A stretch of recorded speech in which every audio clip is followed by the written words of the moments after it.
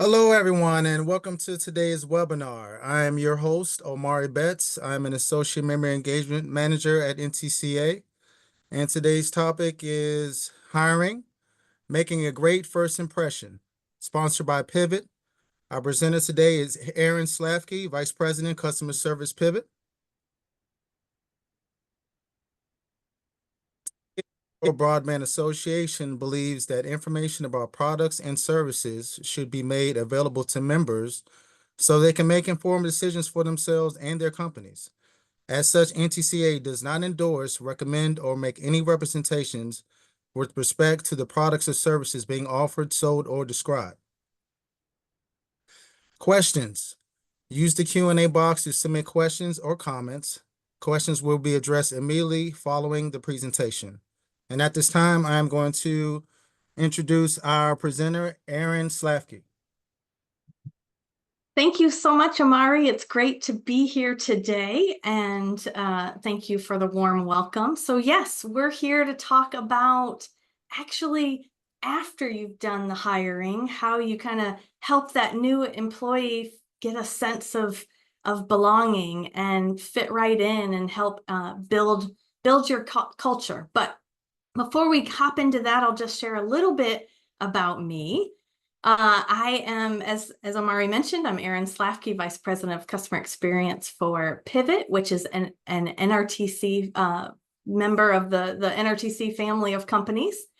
I have been in the industry I actually started at NTCA many, many years ago, and then went to work for Randolph Communications in Asheboro, North Carolina, where I still live, and then joined the Pivot team back in 2013. So as you can see on screen here, I'm very passionate about both customer experience and employee experience. And of course, that latter part is what we're talking about today, but both feed each other. And so you have to have a great employee experience in order to deliver a great customer experience. So let's talk about how to start on the right foot. So thinking about as you're hiring new employees, they're coming aboard. Okay, so you've hired that new employee. Seems like the hard part's done, right? Actually, no. The hard part's just beginning. Not that hiring is easy, not suggesting that at all.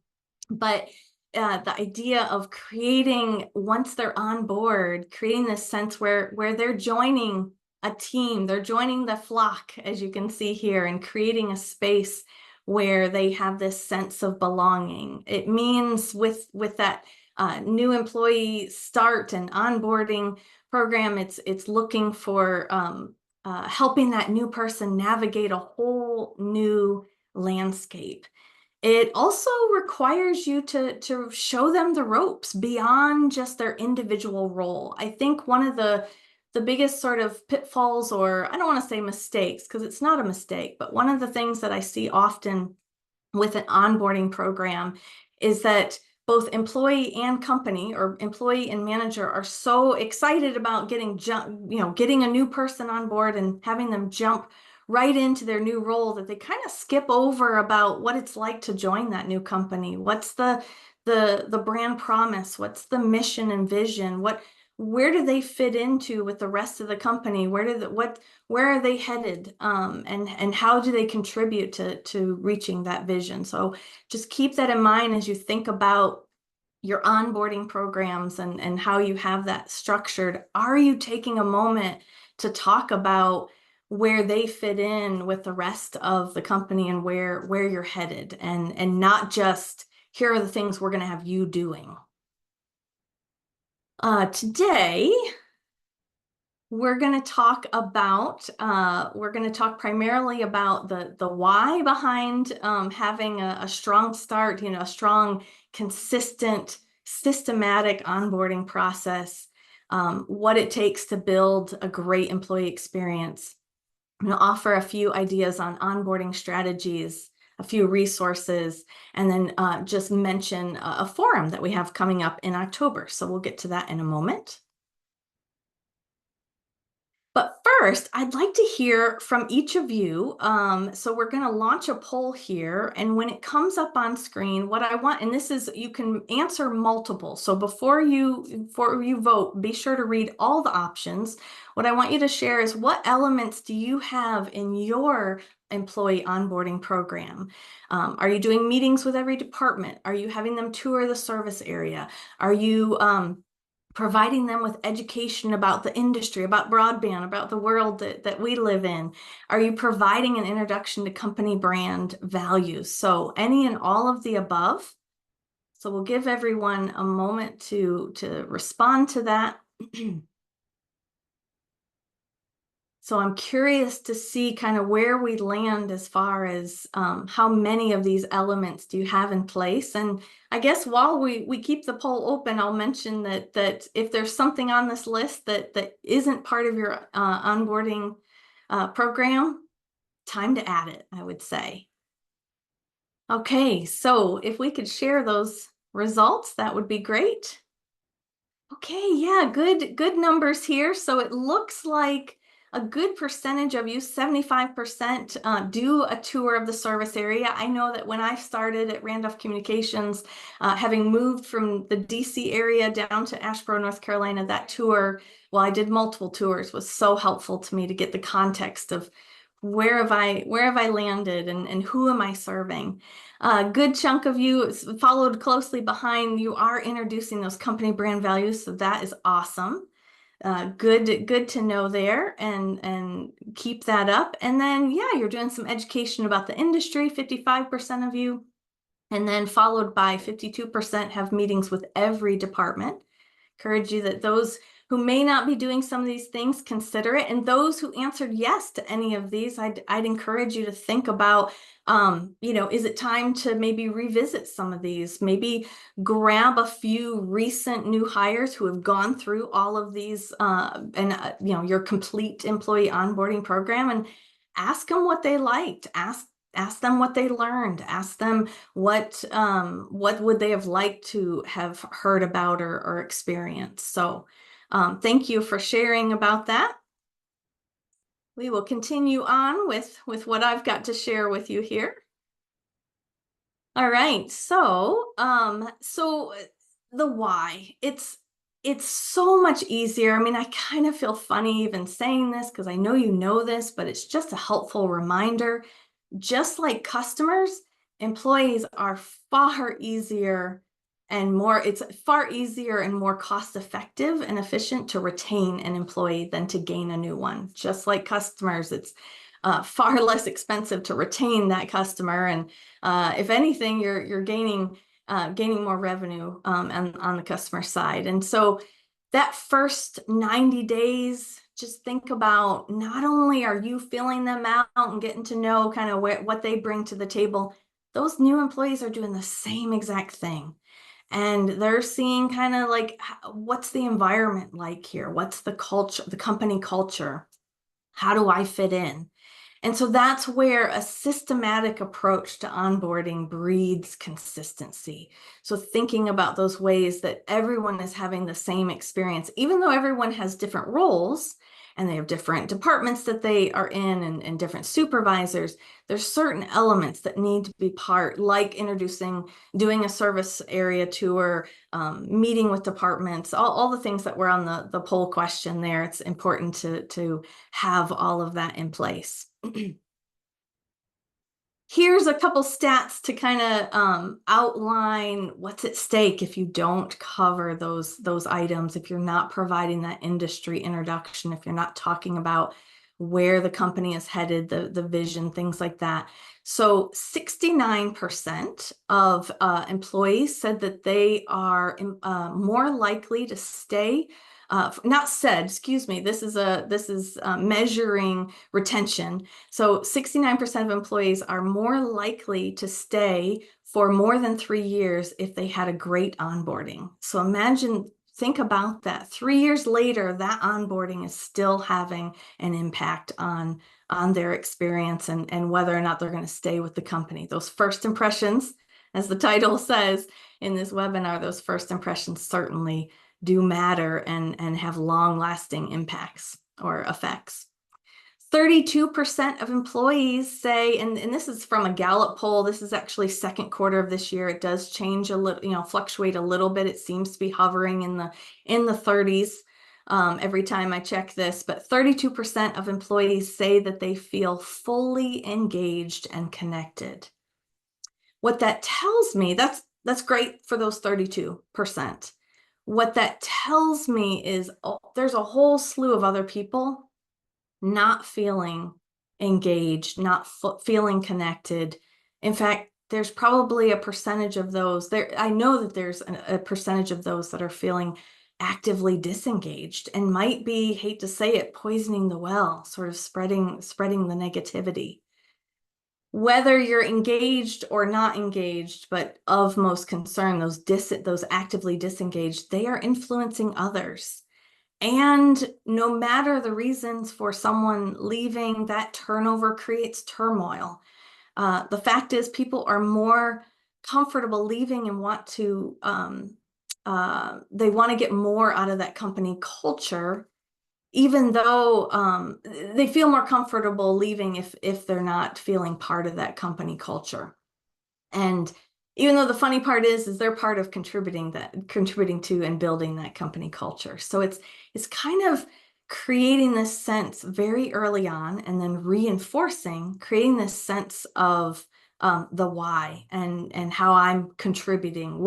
It's sort of that what's in it for me, but also that what am I bringing to the table? Because people want to be part of something that means something. Finally, 33%. And yes, I'm going to stop here just for a moment because I just saw a quick question come in saying that yes, the recording and the slides will be provided. So just wanted to get that out of the way. Sorry to be distracted by that, but I wanted to make sure you knew that. Anyway, so 59% say less turnover has been experienced by companies with high engagement. And so obviously the formula is start them off on the right foot, help them create this sense of belonging, and you will experience less turnover and hence also less turmoil. So as far as building an employee experience, and I know we're talking today about the onboarding process, and I will primarily focus on that, but that employee experience as a whole is defined not just for those new employees, but by everybody. It's defined by the relationships that employee builds at the company, the environment, the work environment that they have, literally their desk or their truck or their cubicle that they are working out of, or maybe they're in the case of me, their home office. It's shaped by, and their perceptions of that employee experience are also shaped by their access to tools and resources. So when it comes to building a strong, solid, deeply rooted employee experience that's positive, that will then translate into a positive customer experience, it's about creating that sense of belonging. It's focusing on defining what that culture is and really digging into what are the essence of what's good here and multiplying that. And I want to encourage you that not just in onboarding, but as time goes on, finding out how people feel, what their perceptions are of their employee experience, of the environment, the tools, the resources that they have. And then look at investing in that environment and those tools and investing in them, in their professional development.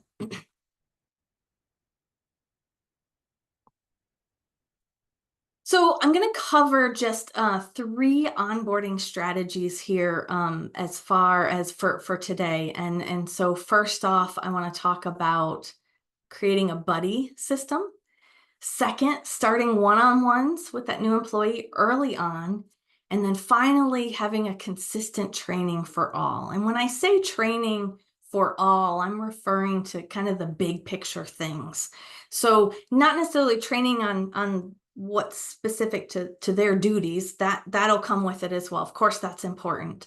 But I'm talking about for every employee, across the organization as part of the onboarding, this idea of, what are the elements you will have them participate in to see that everyone is on the same page. And I want to encourage you, actually, as you think about that, not to assume that everybody is already on the same page, not to assume that, frankly, our industry is rife with, in a good way, with lots of technical stuff and lots of jargon. And so I want to encourage you to think about what are those things that maybe if you're new to the industry, you might not know, or not assuming that everybody coming into the industry just because, or coming into your company, just because they use the internet, that they might understand the difference between the term internet versus Wi-Fi, or the term megabit versus gigabit, or the term megabit versus megabyte, or gigabit versus gigabyte, and all those things. And so, sort of having a baseline so that everyone is on the same page about what it is that you do and how you do it. So that buddy system, that's the first strategy I'll spend some time talking about here. And so what I'm suggesting here is that you pair up the new employee with someone that's not their supervisor. Supervisor will still play a huge role, still be a great resource. But I'm suggesting someone that maybe is in their role or in a complementary role that they can go to and be a resource, so that they don't always have to feel like, oh, I got to ask another question of my manager. I've got to interrupt their day. Or and you might be, if you are a supervisor or a manager, you might be sitting there saying, Aaryn, I don't feel interrupted. I tell them my door is always open. Yes, I am sure that is true. But having been on both sides of the table, or the desk, so to speak, sometimes a new employee doesn't, feels like they might be interrupting you. And so it's just great to have another person, another buddy to sort of go to with questions. You may even want to consider a series of buddies, that maybe one that's more related to their role, and then another that's in another area of the company that has complementary, where there might be lots of overlap or interaction between departments. Think of that buddy that you're pairing them up with as a guide to help them navigate that new culture, and not just about like, how do I do this? How do I get access to the bathroom, or where do I park, or those kinds of things, but just, where's a great place to eat, especially if they're new to the community too. Making some suggestions about places to go, things to see. And again, you're going to hear this from me multiple times, but creating that sense of belonging, that buddy can help do that. That trail guide, or that buddy, it's not just anybody. I think you should be thoughtful about who you pair up with new employees, and think about those folks that are engaged, that are radically invested in the success of the company, and really feeling connected to what it is that they're doing, and someone that is passionate about your mission, and you're living out your brand, and looking for those opportunities to really, that enthusiasm will carry over and infect that new employee. And I use that word infect intentionally. So yeah, it's about creating this environment of enthusiasm and passion to serve. Second strategy I want to talk about here is creating a regular routine of one-on-ones, and doing those very early on in the new employee's time with you, and doing those often where they're regular, and be consistent. We at Pivot have sort of an understanding of that first couple of weeks. We're having a check-in every morning, or maybe in the afternoon, depending on kind of the nature of the role and the position and which time zone, because we've got employees kind of spread all over. So if I'm supervising someone, I'm on the East Coast, and I'm supervising someone on the West Coast, I might choose to have that check-in later in my day, but earlier in theirs. But this idea of early on having one-on-ones fairly often, and then you can kind of move that into a weekly check-in. I think the other part about this is having a defined agenda, but that agenda not being so rigid and structured that the employee doesn't feel like they can. You want to have some structure, but not so much where they don't feel comfortable bringing another topic to you. I'd encourage you to open up with good news. Hey, tell me something good. It always starts off the meeting with an upbeat, and then tell me something that you're struggling with, or something that you have a question about, or that you need my input on, and kind of that kind of sort of scenario. Want to also consider thinking about, with that new employee hire, is there someone else that needs to also be checking in on them outside of their direct supervisor or manager? And so maybe what I'd suggest is in the first couple of weeks, it's someone in HR that's checking in with them to see how things are going. And then depending on their role, there may be someone else within the company that it makes sense to check in periodically, that has, and maybe it's that buddy, that trail guide that we've just talked about, that's saying, how are things going? I also want to mention, going back to having a defined agenda, the question should be broad enough to allow for all sorts of conversation. And I think it's very telling to me when someone brings, because I have agendas for mine, when someone brings me a filled out agenda, and then we walk through that and we talk about things, it tells me kind of how invested they are in what they're doing, based on how prepared they are with that agenda. And so some questions I might suggest that you consider, as far as that one-on-one is, especially early on, these couple of questions. But what's something you've learned? What's something new that you've learned? Let's talk about it. Or if you know that, hey, this week was your tour of our service area, like, what were your observations? What was something you've lived here for since you were born, and was there something that you didn't know out of that you learned out of that tour? Or maybe you're new to the area, and what's something new that you were exposed to? As they're kind of learning and going along the way, asking them, is there something that surprised you? Is there something that you didn't know that you've since learned? Is there something that you were expecting, and that is what has happened? Or something that you were expecting one thing, and it's something, there was a different outcome, and just kind of having a conversation. These are really intended to be conversation starters. I'd encourage you to ask a question about, hey, what support do you need, either from me or from someone else in the organization? Just, that open-ended question of, what support do you need?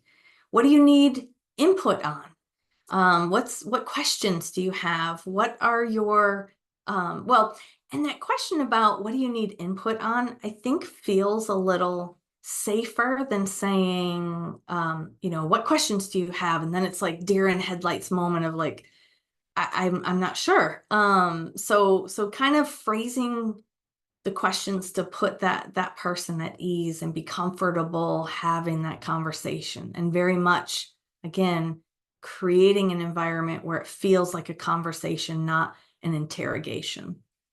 Then I also want to encourage you to ask, what are your priority issues that you need help with, or maybe that you're struggling with, or what's going on with you right now? Because that may lead to I have these 5 things I'm juggling, and I'm just not sure where to go with that.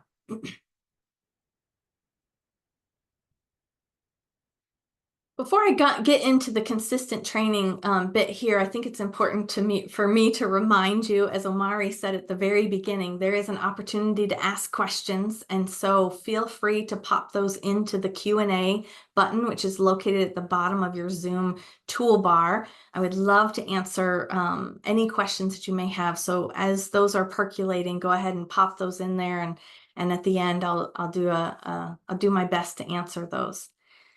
So this third strategy, as far as making a great first impression as part of your onboarding, new employee onboarding program, is providing training that's not, again, you're still going to do that training related to their role, of course. Like, this is how you do your timesheet, and this is how you process an order, and this is how you answer the phone and take this tech support call, or get into the system and look up that customer's information or whatever. But in addition to that, for every employee, I really want to encourage you to look at providing tools, resources, such as an illustrated guide to your brand and the experience. We do a lot of those for different clients and members across the country, where it's introducing what the brand promise is, what your mission and vision is, what your definition of the experience at your company is going to be like. So I want to encourage you to consider that. Also want to look at another suggestion I have, and I completely stole this idea from I believe our good friends at Totelcom in Texas, and I think they borrowed it from someone else as well, but put their own flavor on it. And I've used this with many different clients that I've helped, and each one is a little bit different, but this idea of a passport program, this idea of creating a journey through your organization, through your company, and helping them visit, like basically touring, instead of taking visits through different countries, they're taking visits through different departments. And one thing that I have learned from that is having a specific predefined objective out of those visits. And so it might be that when they are spending time with outside plant or with fiber, having a chance to either see or hands-on splice some fiber, or going on site and seeing a crew that's burying a drop and understanding what's happening. So putting it into context of, okay, I see that this is how this all comes together. With a customer's permission, bringing them on an installation, having them listen in to a customer service call, spending time with marketing, not just seeing all the cool stuff that they've created and putting out into the world, but actually going and working an event with them and having that experience. Think about gamifying that passport. Having some objectives that they have to sort of get through. Maybe each department has a unique stamp or sticker or something as part of that booklet, and in that, having a question about, what did you learn? What did you gain from this? So that there's actual meat behind these visits. It's not just, yeah, I have this thing that I need to check off. There's real value out of that passport program. Think also having the opportunity to really help them understand where they fit into the bigger picture, the bigger role. And so encouraging you to have a comprehensive introduction to the industry. Earlier, I mentioned about not assuming that everybody knows what internet versus Wi-Fi is, or what bits and bytes are, or what latency means, or those different things, or really what speed actually, when it comes to internet, what the difference, how it does feel different, these different plans that you may have, and putting it into real terms, context that then they can share with customers. Even if it's an employee that may not be customer facing, if it's an employee that they're still going to interact at some point with customers, maybe at the grocery store, maybe at church, who knows. But if they're wearing your logoed apparel somewhere at lunch or wherever, grabbing a coffee, there's a good chance that they may get asked a question, and arming them with the ability to answer those questions. Not saying that they have to have every single price and detail and contract term and all those things down, but definitely knowing enough to be able to speak to your primary mission. And with that training, I want you to think about, imagine if you put 5 people in a room together with various ingredients and measuring cups and utensils, and you told them, okay, make something good. You would probably wind up with a wide variety of outcomes. Some good, some maybe not so tasty. But the point of that is with just kind of throwing someone out there into the world, and without that guidance of what, what your values are, what the experience is, what the expectations are of their role and as an employee in the company, you're going to end up with all sorts of different end result recipes. And so it's really important to offer context and offer some boundaries, some guideposts. And I'm not suggesting that things should be scripted, or that every process should be written to such a degree that it's black and white. I cannot deviate from that. I want to encourage you to foster creativity and people bringing their problem solving skills to the table. But it's also important on the other end to have some boundaries, some guideposts of what to operate within. And so with that, here's one place to start. We have just introduced a pivot. This is a product spotlight. So I'm going to spotlight one of our products that I am personally very proud of, and that is our Broadband Fundamentals on-demand training course. It's online. It's a series of 7 different courses. In a moment, I'll go through what the content is, but it's really a great way to introduce new employees, or those who maybe aren't as technically minded, or maybe they are, but it's a good refresher, but what they need to know about broadband, and really trying to simplify what is a complex industry, and get everyone ready for being able to talk about it, and just understand the context of, when I am doing this invoicing or this accounts payable function or whatever, I'm doing it in order to enable this industry to help my community thrive through these connections. And so just wanted to sort of highlight that starting someone off with the fundamentals will ensure that they have that great initial experience. I'm not allowed to share the pricing on a webinar like this, so I will just hint very blatantly to visit askpivot.com to check out the special early bird pricing, which ends October 15th. I can tell you it's worth your while to take a moment to type in askpivot.com, or feel free to contact us at getinfo@askpivot.com. But before we go any further, I do want to actually outline what's included in this series. As I mentioned, it is 7 different courses bundled together. There is some flow to it. Well, not some, there's totally flow to it. And this idea of really a comprehensive introduction. It's about a half day. If you were to sit through and go through all 7 courses at once, I wouldn't necessarily say you have to do that. I think a new employee, it could be woven into where maybe across 7 days, or the first 2 weeks, or the first 3 weeks of being there, kind of interwoven with other onboarding things, having them sit down and go through, maybe day 1, it's going through our introduction piece, which is really how does the FCC define broadband? We actually start with that.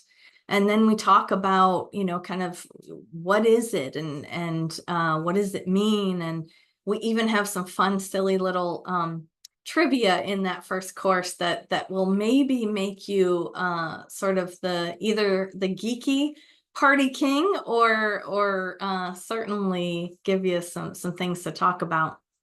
The second course is we talk about types of providers and organizational structures, things like, what is a cooperative? and other types of family owned and other types of providers, that what those structures are. And along the way, sprinkled throughout, we're encouraging them to, okay, now that you've learned about these things, go find out a little bit more about your company. In fact, in this second course, we have a specific assignment to have them learn more about your company history. So it's a broad overview, but weaving in some opportunities for them to get specifics about your company. Next, we provide in course 3 an overview of different technologies.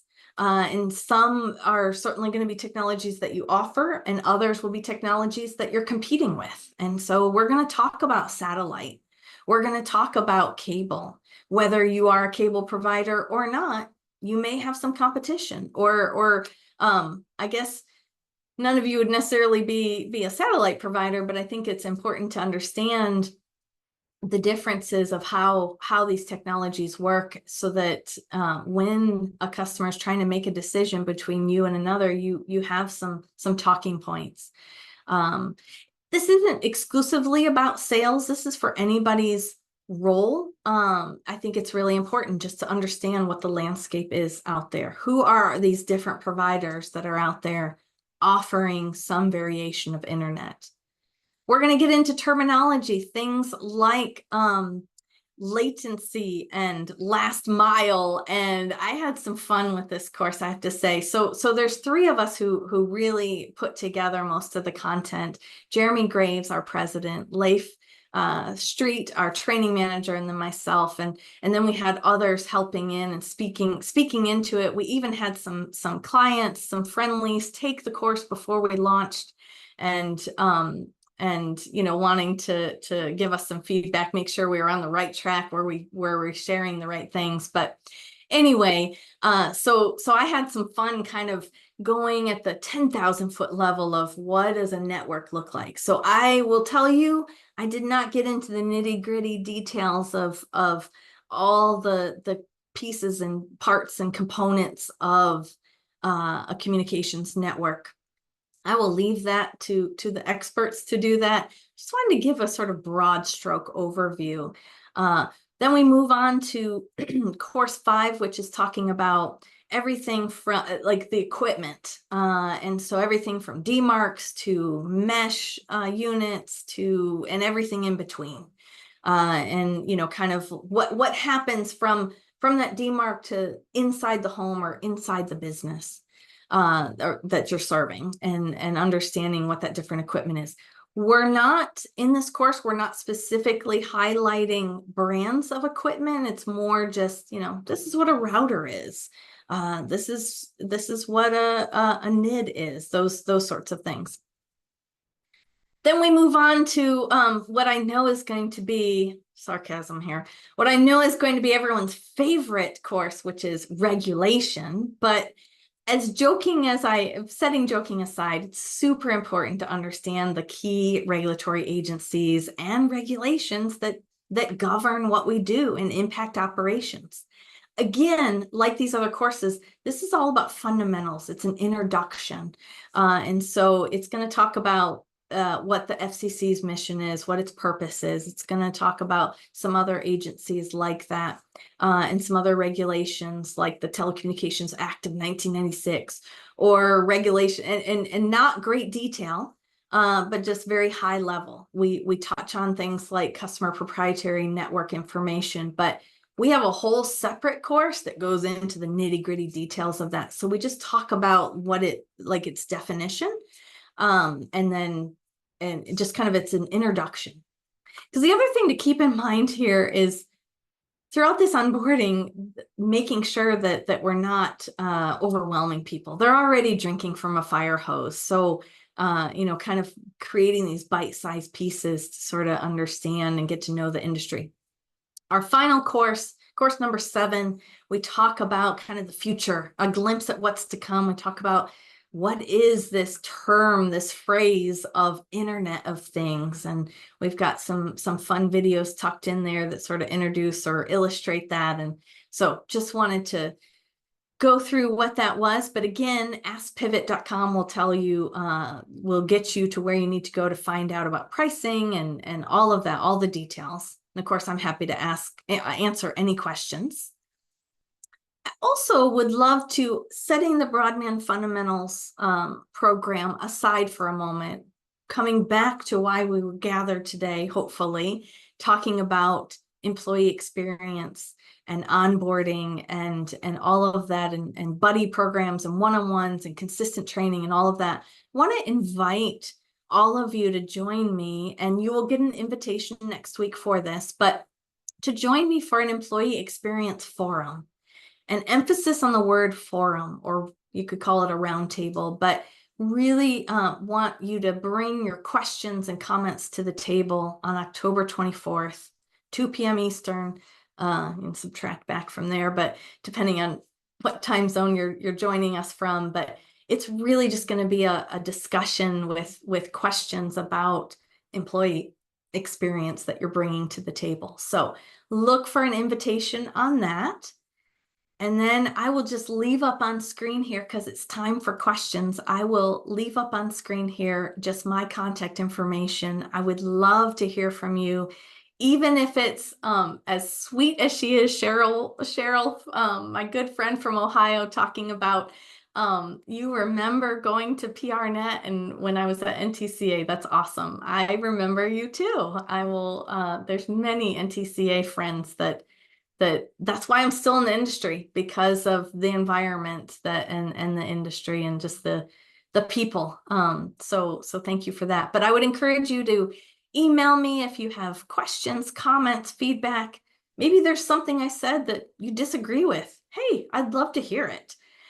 We can have a friendly debate, or feel free to give me a call. So yes, let's see if we have any questions here.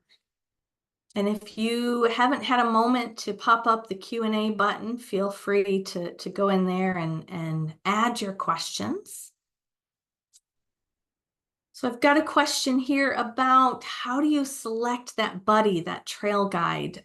Great question. I think, of course, you want someone that you know is engaged, that's passionate, that's like focused on the company's success, rather than the naysayer. But you also want someone that's going to be authentic and candid. And so finding someone who's been here long enough to know sort of how to guide people and answer a lot of those questions, but also someone who still has that excitement, that new job excitement, that maybe even no matter how long that they've been there.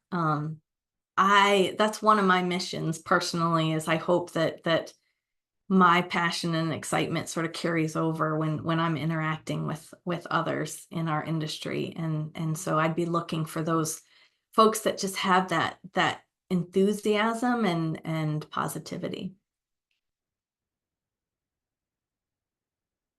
Got one other question here. It looks like, so how long is the course, the Broadband Fundamentals? So it is 7 courses as a whole, about 4 to 5 hours. There's a mixture of videos, reading, narrations, some little questions sprinkled throughout. So depending on sort of how you navigate through and how many times you kind of pause and come back to it and all of that, I'd say, a half day would be, or 4 to 6 hours is probably a good estimate.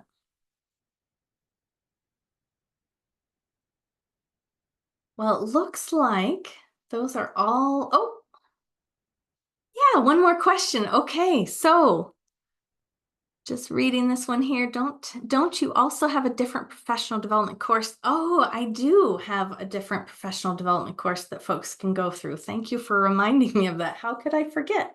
We actually have a 6-part series that you can take individually, or you can take all 6. I'd encourage kind of building upon it. It's a great way to invest in your employees. And so it's listening skill, active listening, empathy. Of course, I'm trying to remember the other topics, selling without sounding like it. Those are also on askpivot.com. If you go to training, you'll be able to look for our on-demand offerings. Or if you remember this, yeah, and then the others are consumer expectations, which we have to update periodically because those expectations are changing, and then dealing with difficult customers, which I don't know about you, but that's probably something that is just sort of part and parcel of when you're a company that serves customers, which pretty much is every company, right? And then the last one, most important one maybe, is customer retention. So yes, how to, some strategies behind retention and retaining and creating it. It's really focused on creating experiences, excuse me, experiences to keep them coming back for more. People, frankly, have a choice from where they get their communication services from. And so making that experience, the interaction with you, the interaction with your website, the interactions with your services, making that so untouchable, so amazing that they have no reason to look elsewhere. And so those are some other programs that we have. We have some other on-demand courses that complement our on-site training. So check it out. All right. Well, you all have, as you see on screen, my contact information if you think of a question later. But Omari, I think that's all we have for today. All right. Well, I definitely enjoyed myself. I definitely took some good notes here for your very informative and educational presentation. I would like to personally thank Aaryn Slafky and Pivot for sponsoring this webinar. And I would also like to thank all of our attendees for joining us today. Everyone enjoy your evening. Thank you. Absolutely.